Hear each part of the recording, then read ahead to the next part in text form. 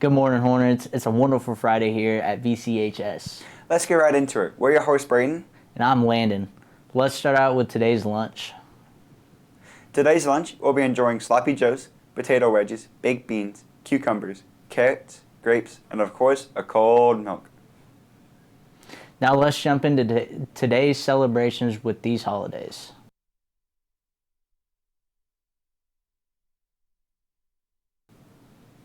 And now, a rundown of your top 5 news stories. Hi, Brandon Kids here. Here's your top 5 news stories of the day. Number 1, Boeing hits another setback requiring all 787's pilot seats to be inspected. Number 2, Taylor Swift's fans fall victim to AI-generated political endorsements. Number 3, the average gold bar for the first time reached $1 million. Number 4, this week, the Democratic Convention is expected to select Kamala Harris. And lastly, some Kansans are worried about losing their homes due to eminent domain of a proposed 5-mile wide energy corridor that stretches all the way to Illinois.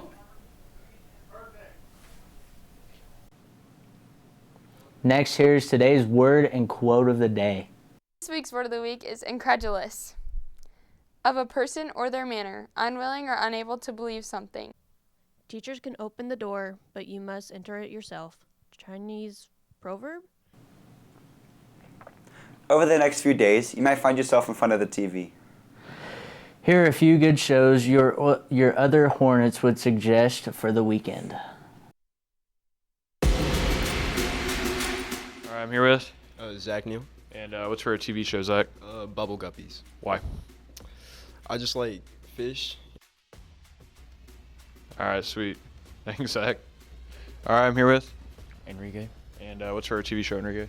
My favorite TV show is You on Netflix. What's it about?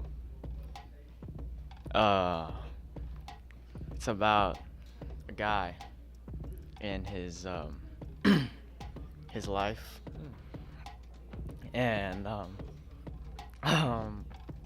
yeah, that's basically he just runs around. All right, sweet. Thanks, Enrique. All right, I'm here with Gifford. And what's for a TV show, Gifford? The Blacklist. What's it about? This guy that was like a kingpin, like a crime guy, and then he like works with the FBI to take down other crime people, but he's still committing crimes. It's pretty cool. All right, thanks, Gifford.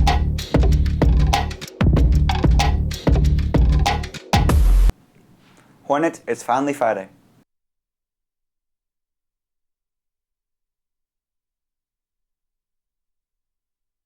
A cool morning ends with high temps. Let's take a look at today's weather. I'm Elena Louder, and today's high is 96 and tonight's low is 77.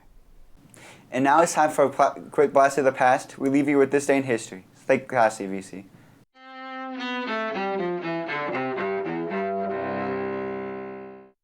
August 23, 1939. In Moscow, Nazi Germany and the Soviet Union sign a non-aggression pact. The treaty divides Eastern Europe into spheres of Nazi and Soviet influence, just days before the Nazis invade Poland, the start of World War II. 1927. In Boston, Italian-born anarchists Niccolo Sacco and Bartolomeo Vanzetti are executed for the murders of 2 men during a robbery. 50 years later, Massachusetts Governor Michael Dukakis proclaims that any stigma and disgrace should be forever removed from their names. But controversy over Sacco and Vanzetti's guilt and whether they got a fair trial persists to this day. 2003. Also in Massachusetts, defrocked Roman Catholic priest John Gagan is beaten and strangled to death while serving time in prison. Gagan, who was convicted of child sex abuse, became a symbol of the clergy sex abuse scandal that shook America's Catholic Church. 1926. In New York, silent movie heartthrob Rudolph Valentino, one of film's first major sex symbols, dies from a perforated ulcer. He was 31 years old.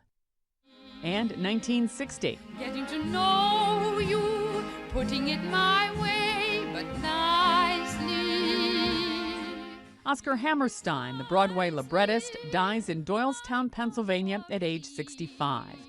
Among his works with composer Richard Rodgers, Oklahoma, South Pacific, The King and I, and The Sound of Music. Today in history, August 23rd.